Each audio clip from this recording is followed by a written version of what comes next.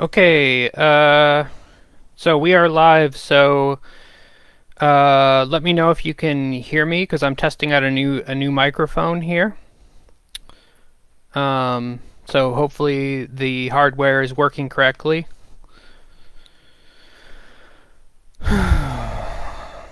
Um,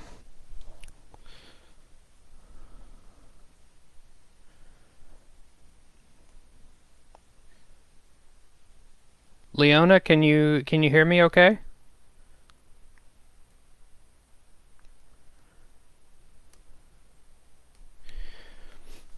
Well you can definitely see me. Um, so let me pull up Shannon's screenshot so you can start looking at it. Okay, great. Thank you, Amber. Yeah, I wasn't sure because this new headset's been giving me some trouble with Zoom and it doesn't work on my phone. Um, uh, um, okay. Yeah.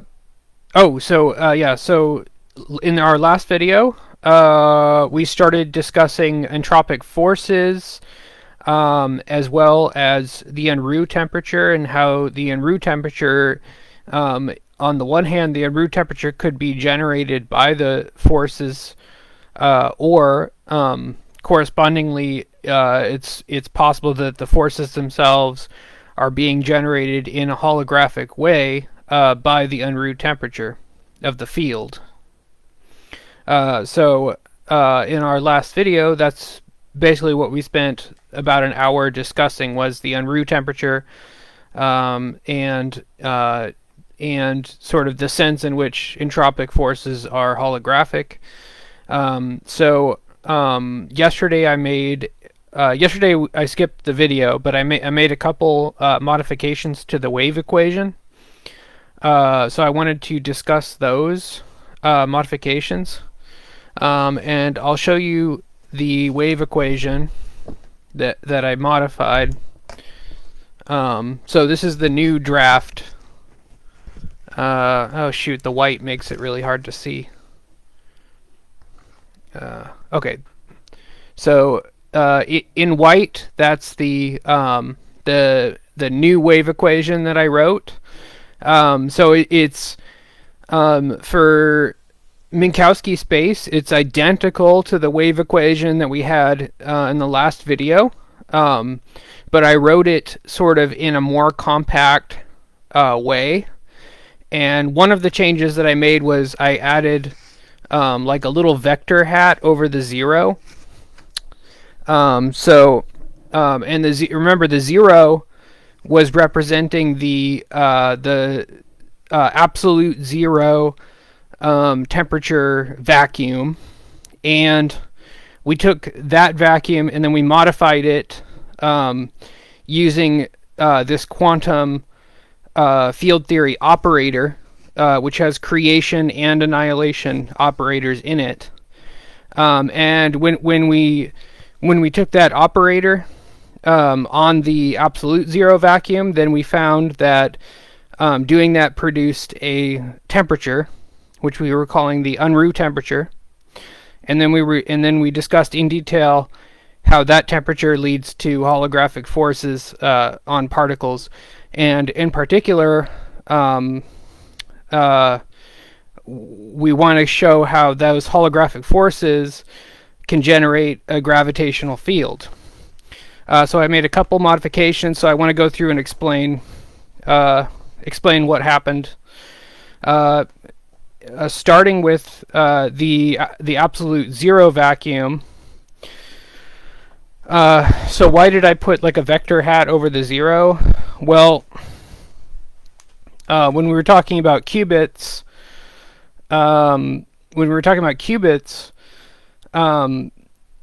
remember how we had like, let me see.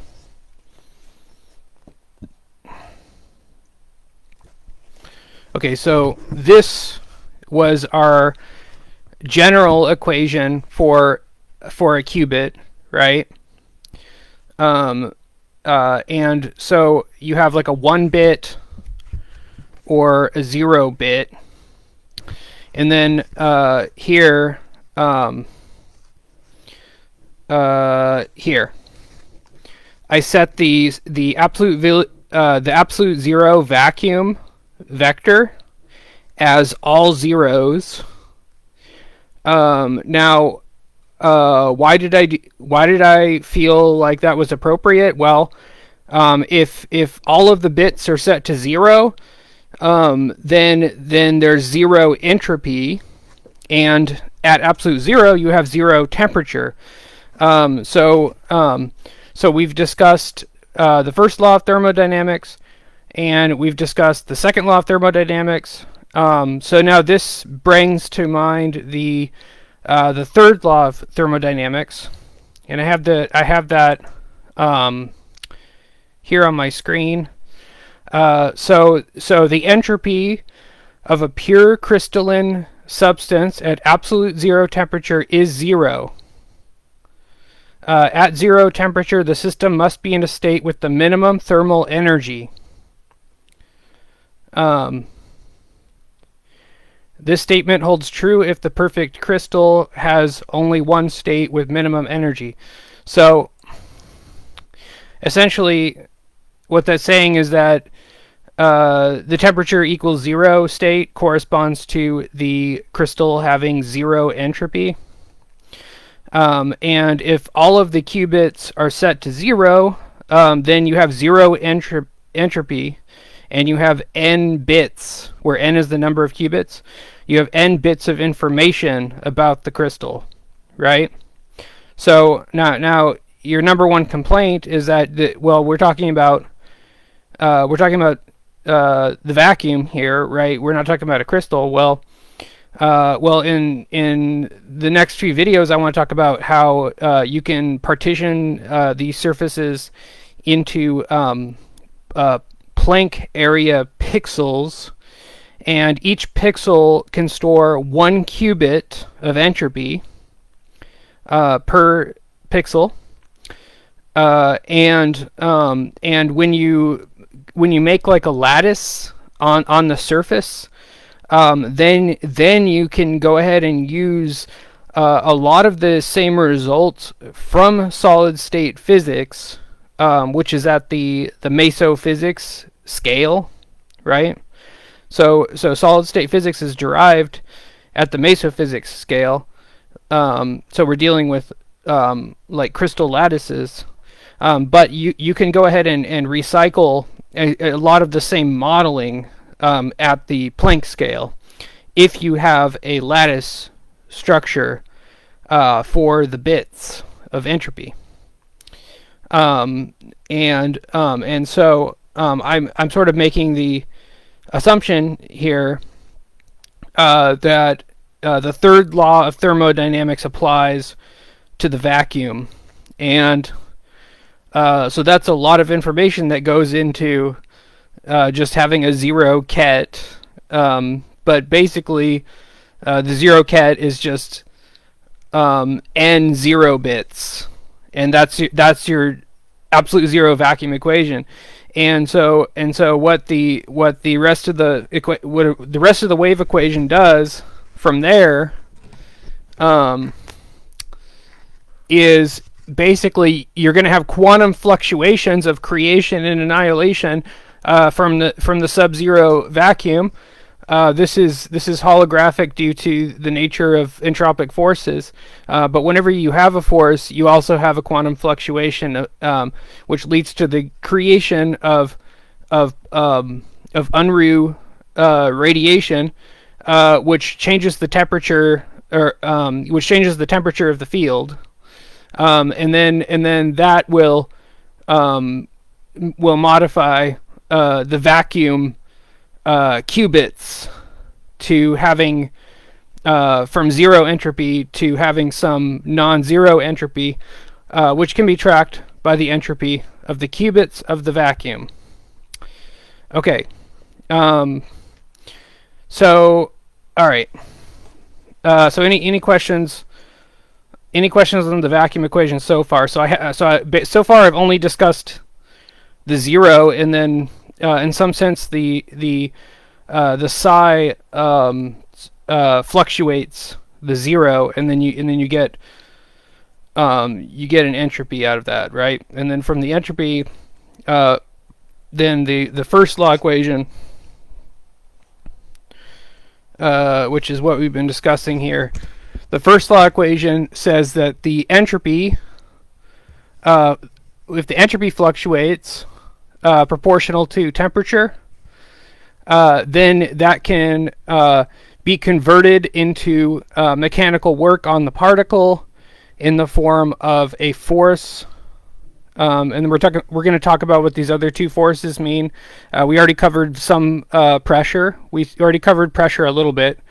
I'm going to do that in more detail. But here, you can see how the changing entropy of the field can generate an entropic force, and we can hypothesize that the entropic force corresponding to the Unruh temperature is in fact gravity. So that's emergent gravity in a nutshell. Okay, so any questions? Okay, so now when I posted this equation, I haven't finished talking about it, but when I posted this equation, I got a couple comments from Shannon Wilsey. If you're in the CMG circles, you've probably ran into Shannon by now. So I have his comments here. So the ratio between vacuum state, dark matter, dark energy, and this is fictional. You can read it, right?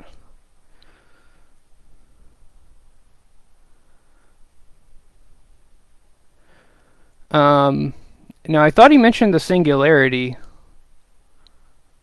Oh yeah, he did. He said black hole membrane science is associated to that of the ball information singularity. Okay, so hopefully you read those comments just now. Okay, so Shannon. All right.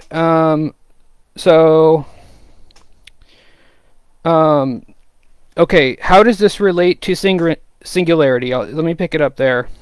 Okay, so what we talked about in our last video was how the Unruh radiation is actually almost identical to the Hawking radiation of the black holes.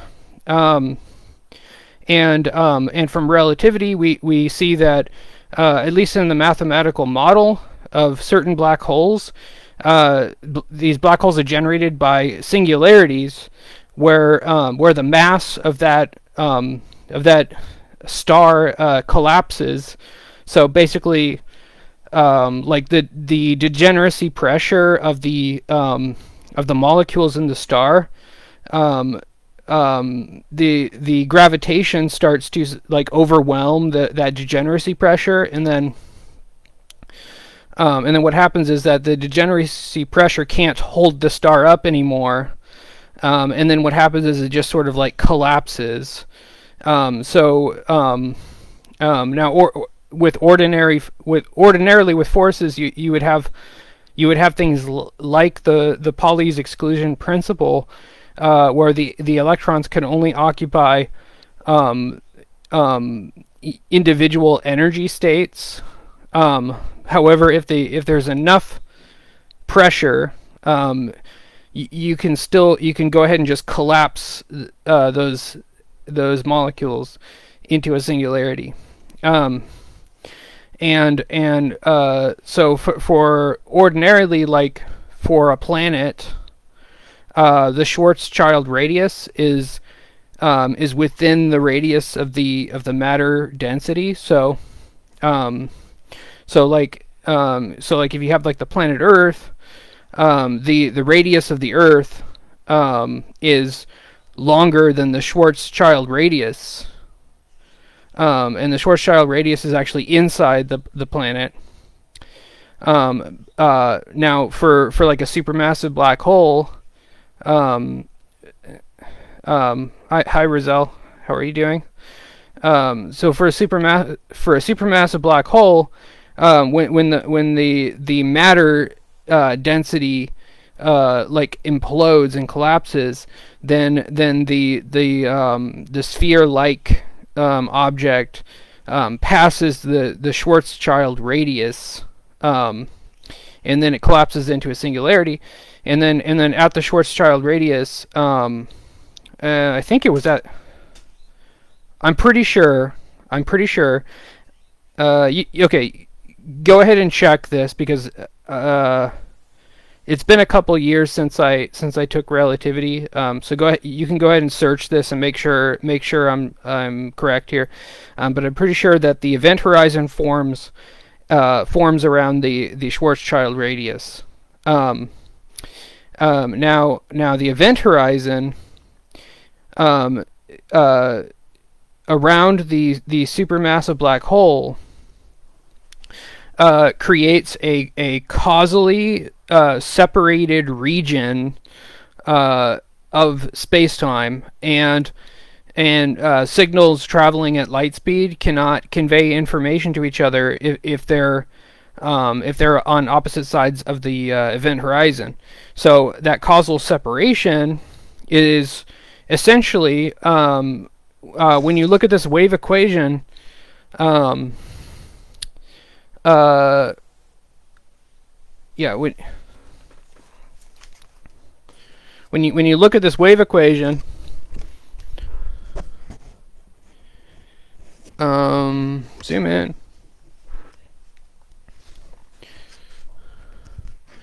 Right here, the A dagger at the frequency k, that creation operator is going to come slightly out of balance with this A at the frequency k.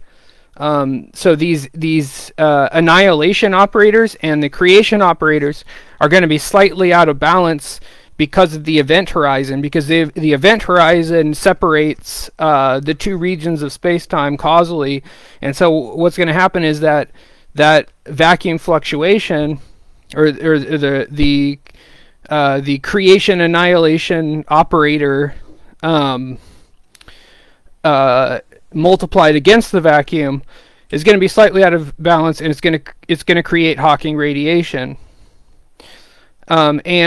And we talked about before that the Hawking radiation is almost identical to the Unruh radiation, because the Unruh radiation is generated also by a causal horizon, a causal event horizon in space-time, due to the acceleration of the special relativity reference frame.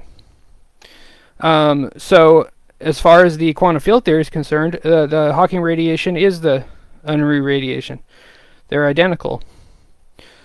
The difference being is that the Hawking radiation is evaporating from the black holes. The Unruh radiation, on the other hand, is evaporating from the space, or in particular the gravitational field of space-time. And in emergent gravity, we're actually hypothesizing that the radiation is leading to an emergent force, also known as Newtonian gravity. Okay, so let me see, what else did Shannon say?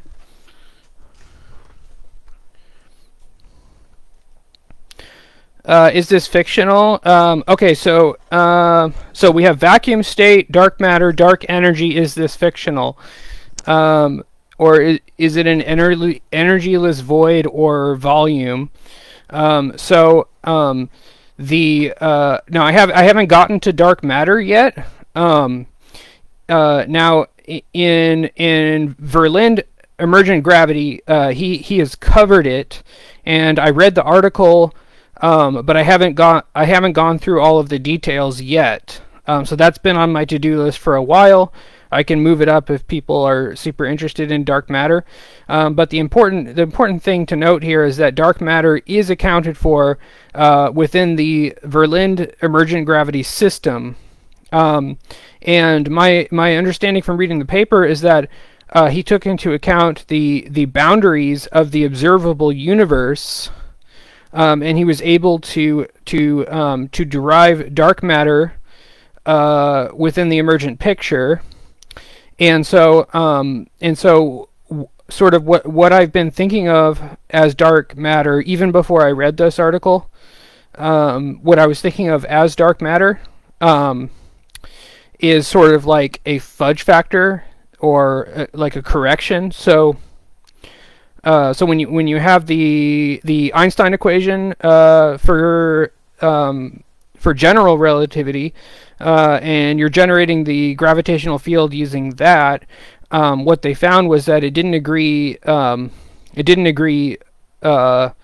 With observations, like cosmological observations of the mass of like at the scale of galaxies. And so the mass that is in the galaxies doesn't match the gravitational field equation that would predict the amount of curvature, gravitational curvature. And so what that says is that either the general relativity theory is wrong or inaccurate at that level, or you can just say, well, there's like magical ghost mass that's there that doesn't interact with any other force, just gravity, and it has to be there because, of course, general relativity is right. General relativity cannot be wrong. So we're just going to throw some extra mass terms in there as like a fudge factor to sort of correct and make it so that the Einstein field equation still holds even with some fictional mass that's present there.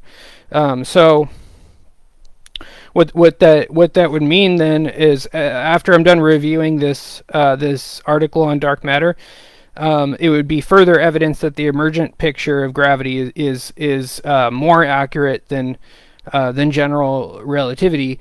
And so as a result, general relativity would be an approximate solution, or an approximate model to quantum gravity. And the correct quantum gravity theory would be emergent gravity, right? Or emergent gravity addresses the same problem as quantum gravity. So really, dark matter is like a correction to the Einstein field equation. Now, and then I started talking about how dark energy. I was actually able to find some dark energy in the emergent gravity picture, and that discovery was sort of my like original contribution to the theory, and I'm hoping to get that published. I've already posted it on archives. So now I'm just waiting for the physics community to kind of pick that up, and I'm hoping to receive some feedback on it.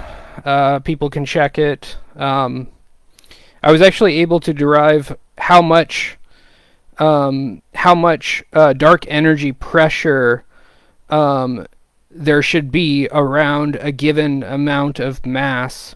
And we should also take into account sort of the accretion of mass that's sort of like rotating around, like a galaxy or something, and then the matter that's getting pulled into the galaxy, almost like a vortex. I figured out how much, approximately, how much dark energy pressure should be there. and then that will allow someone to actually observe and see, and then compare. Well, is the dark energy pressure different at different locations in the universe? And if it is, then that's verifiable evidence, that emergent gravity is the correct model, and Einstein relativity, general relativity, would be an approximation to emergent gravity, right? So dark energy is also sort of a correction. In the field equation, you would have the cosmological constant capital lambda as sort of a fudge factor for the constant volume expansion of the universe, and is treated as a constant. So what I've shown is that it's actually not a constant, and that's something that you can go and check with observations that are actually, observable, like as a test of the theory, right? Okay.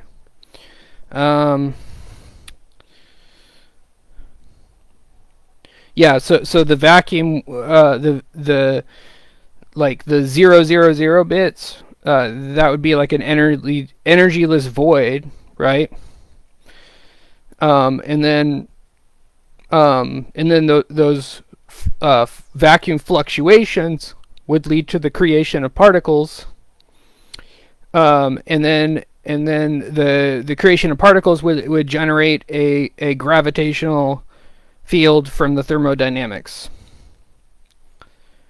And that's basically emergent gravity in a nutshell.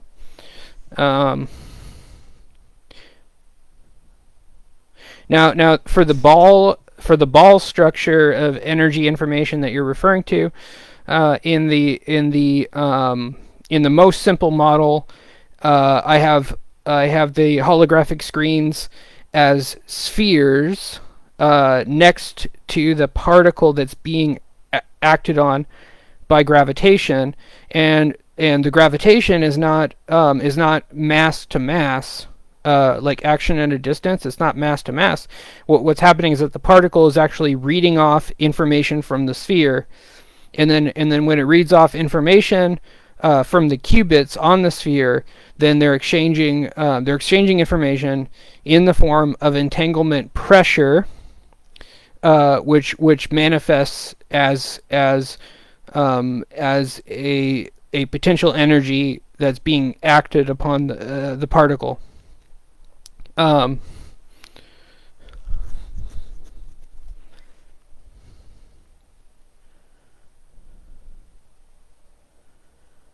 So that's my interpretation of what you mean by membrane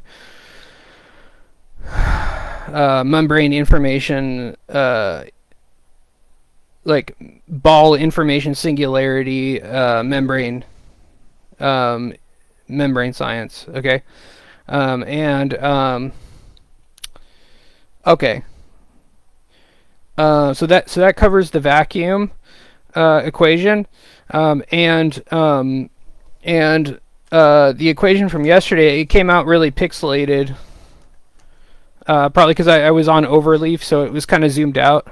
Hey, it actually doesn't look too bad when you run it through the camera.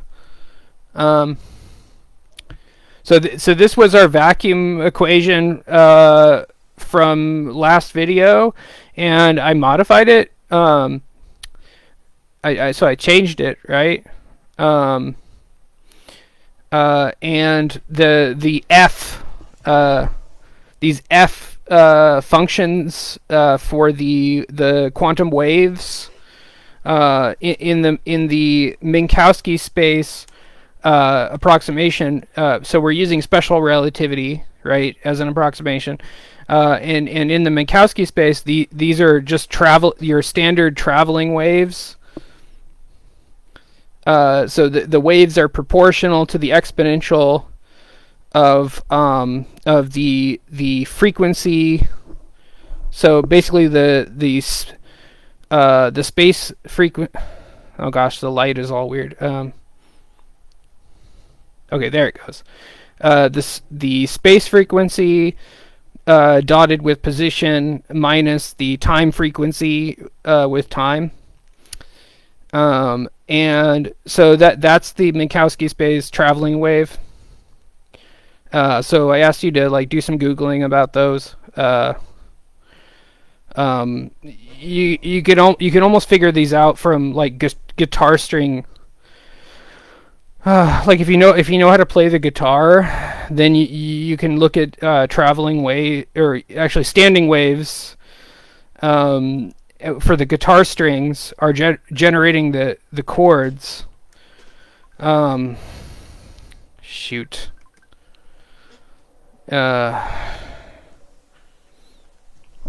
Yeah.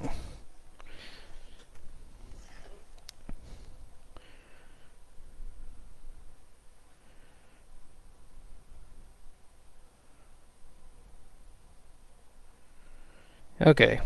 That's annoying. Okay. Okay.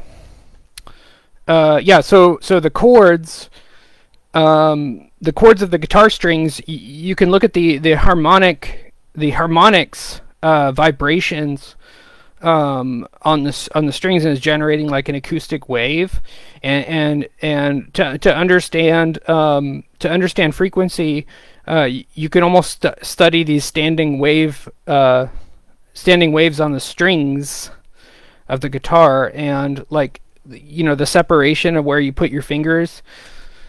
Okay, someone's being a little annoying here. Okay. Okay. So yeah, so that was annoying. Okay. So yeah, so you can study the acoustic waves to get a sense. So that's like a homework assignment for you. If you're new to wave equations, you can study the acoustic waves of stringed instruments to kind of understand the quantum mechanics. And this is something that the Pythagorean cult, I believe that they knew about it. And I haven't read all of the Iamblichus books, but this goes way back to the time of the Pythagorean cult, which was like a religious cult that was based around like mathematics and veganism and whatnot. And they knew about these ratios, and you could generate acoustics from these number ratios. And if you're at the algebra level, you can even look into rational numbers and rational functions.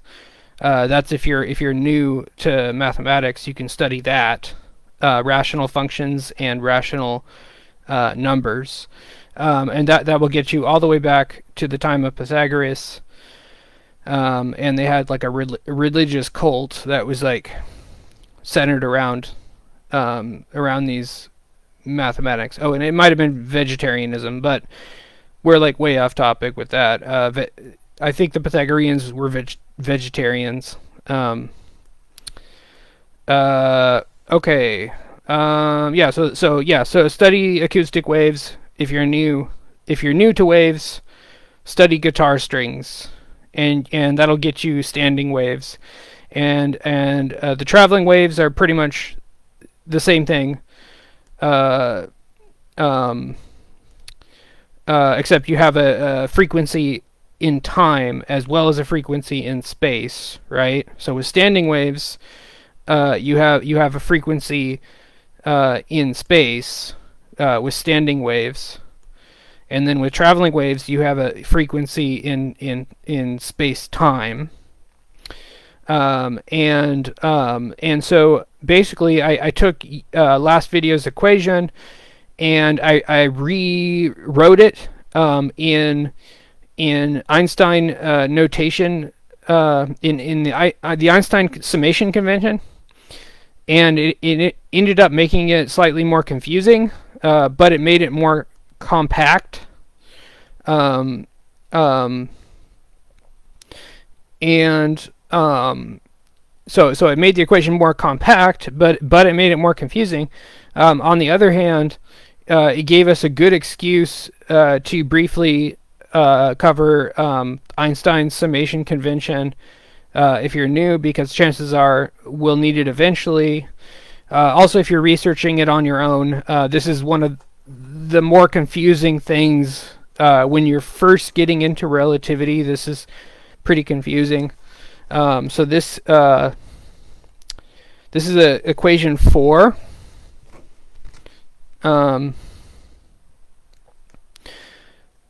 So here, yeah, so all this stuff with equation 4. Okay, so let me see here. We get something where I can point to the equation here. Okay, so here, where are you?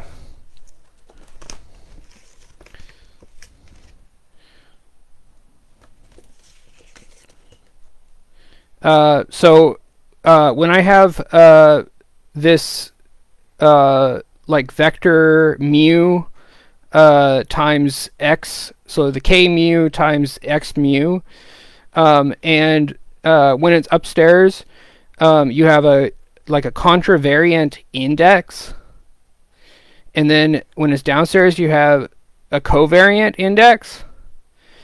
And what this means here is when it's like up and down like that, there's a summation that's implied. So basically, this is not just k times x. This is actually you multiply the k terms times the x terms, and you add them up. You add all of them up, and this summation symbol here, this is implied, so it's there. You just don't see it. And you also have the metric. So like here, when I took the contravariant index and I pulled it down to make it a covariant index, I had to multiply times the metric. That's this. It looks kind of like an n, but it's like a nabla. And then I had to add that. I had to take the sum over the nu index and the mu index. And so here you have the k vector times the metric matrix element, and then you have the x vector element, and then I sum all of these up over the nu. Nu looks kind of like a v, right? And the mu indices, and when I sum all of these up, I can write this whole equation. I can summarize it using this notation here. So you can see that this notation here is a lot more compact than writing this summation. It's a lot more compact, so you can fit more. You can fit more with more equations with less space if you know the secret of Einstein summation convention. You can fit more equation into less space. Now for what was I calling it? Eta. So the eta symbol looks kind of like an n. Now the eta symbol, that's using the Minkowski metric tensor, and with that particular metric tensor, you don't save as much room as, like, for example, like if it was like a general metric tensor G. So here I kind of wrote out some tensors. Gosh. Okay, so here G would be the general metric tensor, and when I set it to the special relativity metric tensor, you can see that it has a really simple form. Basically, it's the space diagonal is the same as the Euclidean signature, or the Euclidean metric. And then the only difference here is that in the time coordinate, you actually have a -1. And other than that, it's the same as the Euclidean distance metric. But the difference here is that you're subtracting the time coordinate instead of adding the time coordinate, right? So space-time distance has the time coordinate subtracting from the space coordinates. And then I wrote out my 4 vectors.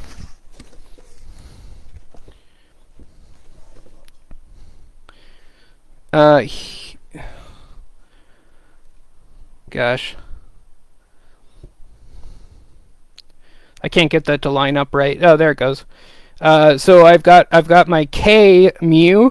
That's my 4 vector for frequency, and you can see that the k0 term depends on the space frequencies. So I've got kx, ky, kz. Those are my space frequencies for the particle wave. And you can see that the time frequency will depend on the space frequencies. But I can write that as a 4 vector k mu, which is k0, k1, k2, k3. And then x, my 4 vector for the position in space-time is x mu. And for that I just have my coordinates t, x, y, z. And those are my x 4 vectors. And so those are my 4 vectors that correspond to this metric tensor eta, which looks like a little n, right? Okay. And so what this notation lets you do is it lets you let me go over here.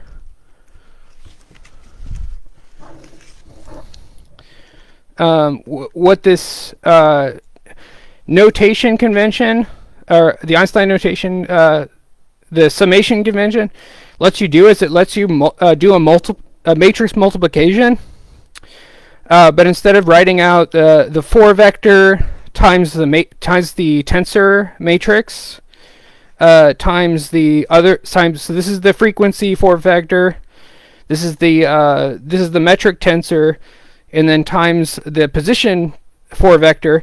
Instead of writing out this whole vector equation, I can write this entire matrix multiplication process. I can write it succinctly in this symbol here, right? So you can see that in a lot of cases, just this is basically 4 letters. And I can write out an entire tensor matrix multiplication. So you can see how this could be incredibly useful, especially as our tensors get more complicated. This notation is going to be extremely important. Now, right now, I could have just left it like it was yesterday, and I would only have to use an extra line of equations, right? Because what we had yesterday was almost fine, perfectly fine. So this notation, it condensed it a little bit by like one line, at the cost of being a lot more confusing to people that are new to relativity. But the upside here is that now that if we understand this notation, we can use it for more complex tensors, and we can use this convention as having implied summations, and then that would correspond to implied matrix multiplications, and we don't actually have to write out the matrix. We can just use this notation here, right? So I hope that makes sense. And then higher order tensors, I wrote an article. I forget which year it was. It was like, if you go on Google and you search for tensor polytope, one of the first links that pops up is this paper that I wrote several years ago on higher order tensors. And the mathematics journals were not able to review it. I submitted it almost 10 times, and I received zero feedback on that article. So so at this point, I would consider that article as sort of like a forfeit. Like they weren't able to check it, so they have to forfeit. So I could start using it as, even though it's not technically peer reviewed, they weren't able to check it. So they weren't able to refute it, so it must be mostly right. That's not how science works, but anyway, sidetrack. So I wrote an article on higher order tensors, and so this Einstein notation that can let you work with higher order tensors without having to actually write the matrix out. And if you look at my article on tensor polytopes, writing out the matrix for higher order tensors starts to become less and less possible to do. So I wrote a matrix for the Riemann curvature tensor. I actually wrote out the matrix, and that was the first time that I've ever seen anyone actually sit down and write out the matrix for the Riemann curvature tensor, and that's simply because this notation here is so much more compact than matrix notation. Okay, so we got a little sidetracked. So here's another way to write the Minkowski metric tensor, eta. You could just say, well, just take the diagonal elements of the matrix, -1, 1, 1, 1, and then those diagonal elements, that's your metric. That's your metric, and then the rest of the terms are zeros, right? So really, you only need the signature, and the signature for special relativity, one of the choices would be a -1, 1, 1, 1. That's one of the choices that you can use for a special relativity metric signature. And for certain metrics, you only need the diagonal. You only need the diagonal elements of the matrix. Okay. Yeah, so that's a lot. But basically, if you use this notation convention,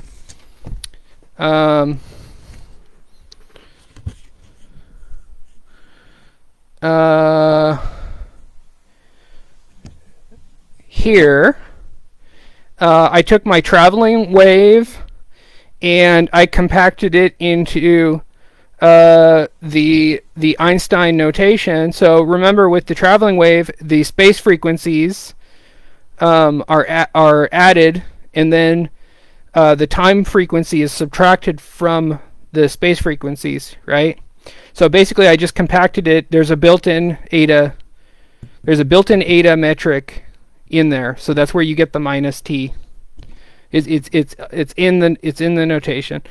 And then here, remember how I asked you to look up complex conjugates? Well, if you're dealing with an exponential, you pretty much just have to put a negative in front of the I. You put a negative in front of the I, you're taking the complex conjugate of this one. So this one's the complex conjugate of this one. Other than that, it's the same wave. It's just the complex conjugate. And then, of course, you have the creation operator here, and the annihilation operator here, and then the absolute zero vacuum. And so this is sort of the vacuum wave equation. when you take the radiation of the vacuum into account. I added a position ket here because I felt like it was missing from the original equation. So I went ahead and added a position ket here, simply because I put one on this side, and then I forgot to put one on this side. So I went and corrected that. And then here, the summation is going over the spatial frequencies k. So you're summing over all frequencies to get a position wave. You're getting a position wave equation, summing over all space frequencies, and then the time frequency k0 or omega. Omega depends on the spatial frequencies for the particle, or for the wave equation, I should say. Okay, so that's a lot.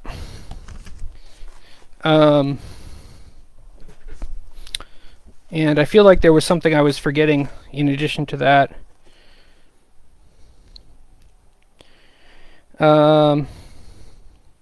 Yeah, so that's a lot. So don't feel too bad if you couldn't follow all of that. Don't beat yourself up over it. Because that was kind of some advanced material. I would say maybe junior level physics. You could cover the notation convention in upper division electromagnetism, I would say. That's probably the first time that I've seen it covered. And anytime you talk about sums, you have the opportunity to discuss the summation convention, but it's not usually covered in I haven't seen it covered in math calculus. So like if you're taking calculus and math, I haven't seen it covered yet. And I've actually taught calculus for many years, and I've never seen it on the syllabus before. But if you take electromagnetism, then the summation convention is optional. Because remember, with the special relativity tensor, you're only saving some equations. You're only saving yourself some equations. So when you go up to general relativity, then it becomes almost essential. Like you have to know it if you get to general relativity. And then for the theory that we're discussing here, I haven't decided how essential it is. So like concept-wise, we can discuss a lot concept-wise without digging into the nitty-gritty of tensor calculus. But I would still recommend that you learn as much as you are able to learn regarding tensors. Tensors is one of the things that crosses from quantum mechanics to relativity, and really that's what this project is all about, is sort of merging quantum mechanics with relativity. And the way that I've been doing that is with thermodynamics and information science. So do we have any questions? Oh, we got a comment from Leona, which is dang. Yeah, that's heavy, right? And then Safira Blavatsky, Pythagoreans were vegetarians. You can search it. You can search it. That's under math history. And the Pythagoreans had like a religious. They could be considered like occultists, and a lot of their mysticism beliefs were based on mathematics and ratios, and especially so if you consider like acoustic ratios, especially with stringed instruments.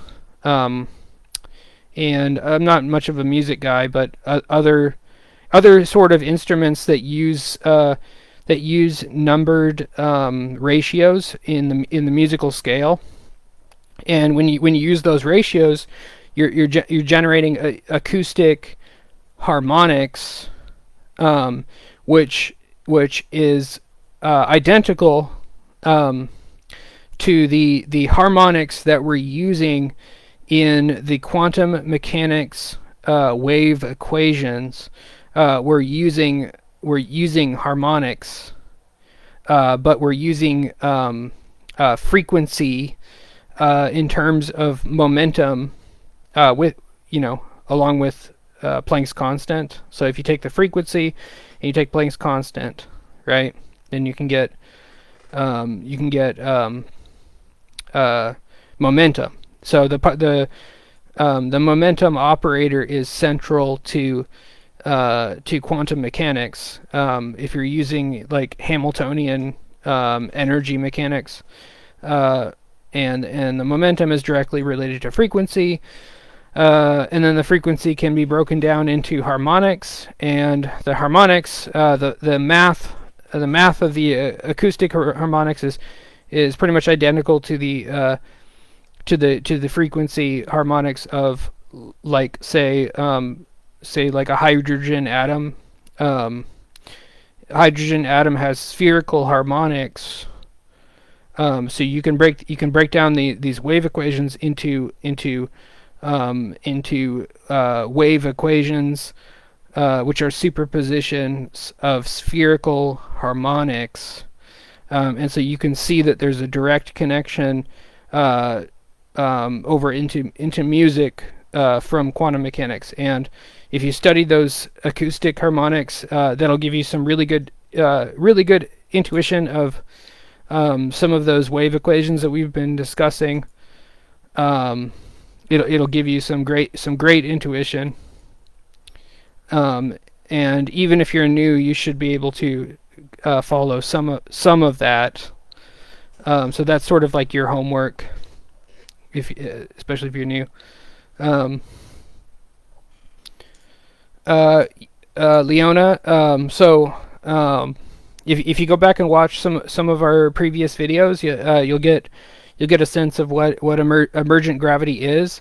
But basically emergent gravity is it's using thermodynamics and information theory to sort of combine quantum mechanics with relativity.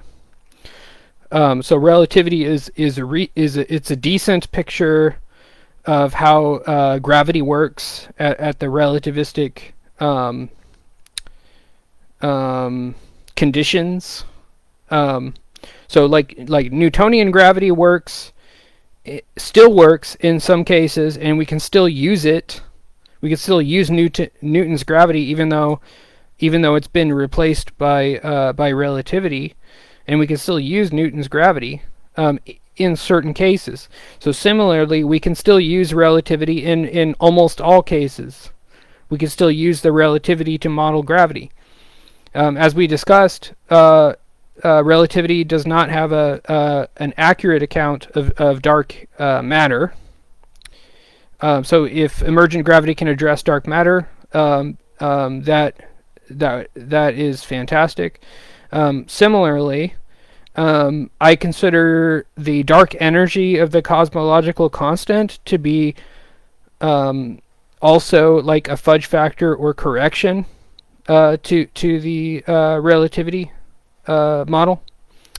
And if you accept that, then the fact that dark energy falls out of emergent gravity would be another good reason to use emergent gravity to replace relativity.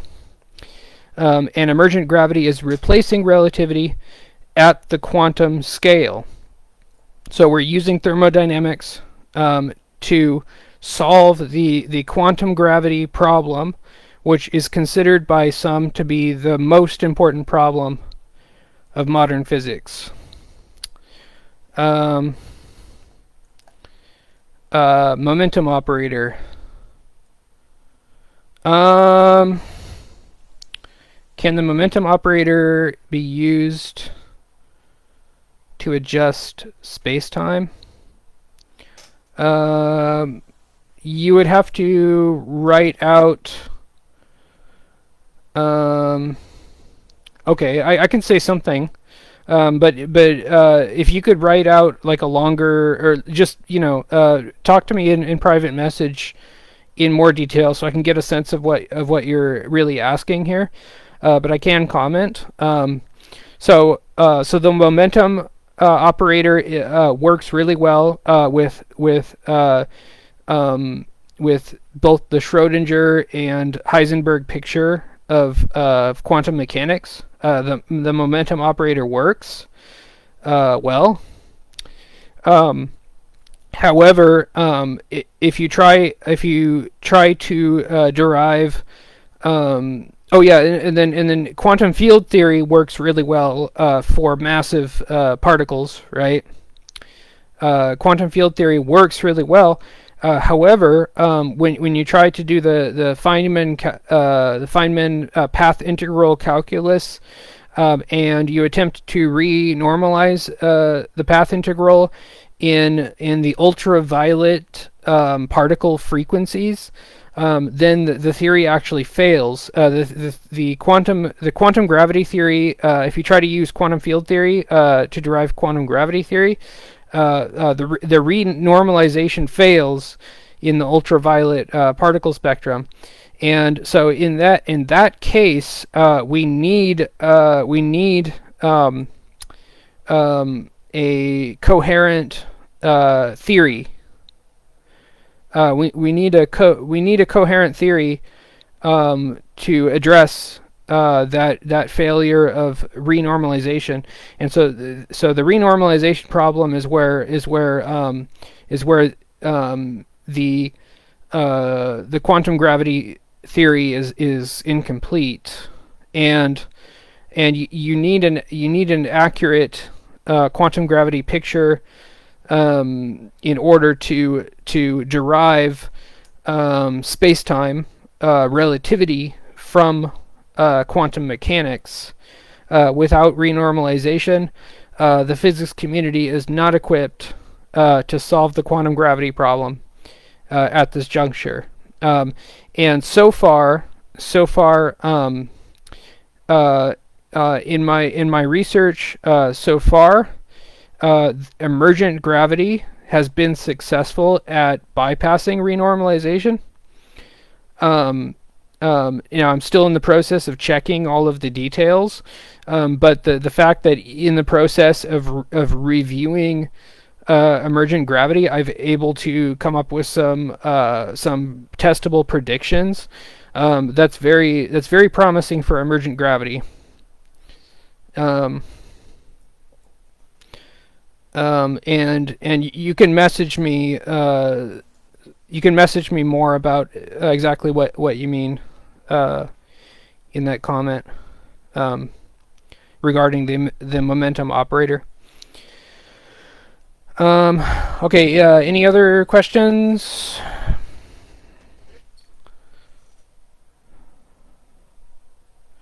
Okay. If that's everything, so we covered quite a bit. Let's see. Yeah. So okay, Leona.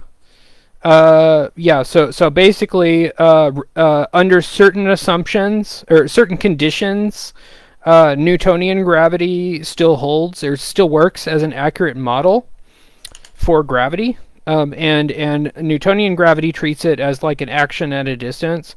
And then relativity treats gravity as a curvature in the space-time geometry, and we're using tensors to measure distances in space-time, right? And Relativity breaks down at the quantum scale, um, uh, and Newtonian gravity breaks down if the particle is moving too quickly, or if your if your frames are moving too quickly. If the energy is too high, Newtonian gravity is only an approximation at low speeds, right? Because it treats gravity as an action, an instantaneous action over a distance, and the only way you can regard it as instantaneous, even though the force is being communicated at light speed, it's only an approximation. So Newtonian gravity breaks at high energy, and relativity breaks at the quantum scale. So what we really need is we need a quantum theory of gravity, and emergent gravity solves the same problem as quantum gravity, and it actually bypasses renormalization, which is where quantum gravity is where the current quantum gravity theory fails, is at renormalization, and emergent gravity sort of bypasses that, and yeah. Um, okay, so if there are no more questions or comments,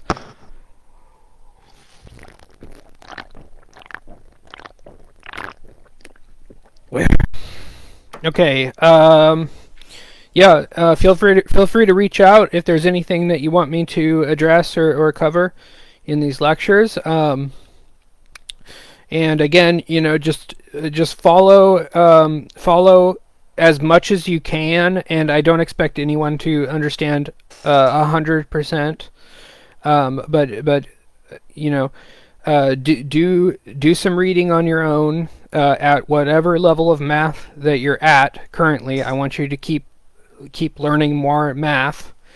So I'll give you little homework assignments of what to read on your own, and hit me up with any questions that you might have or comments, things that you would like to learn more about.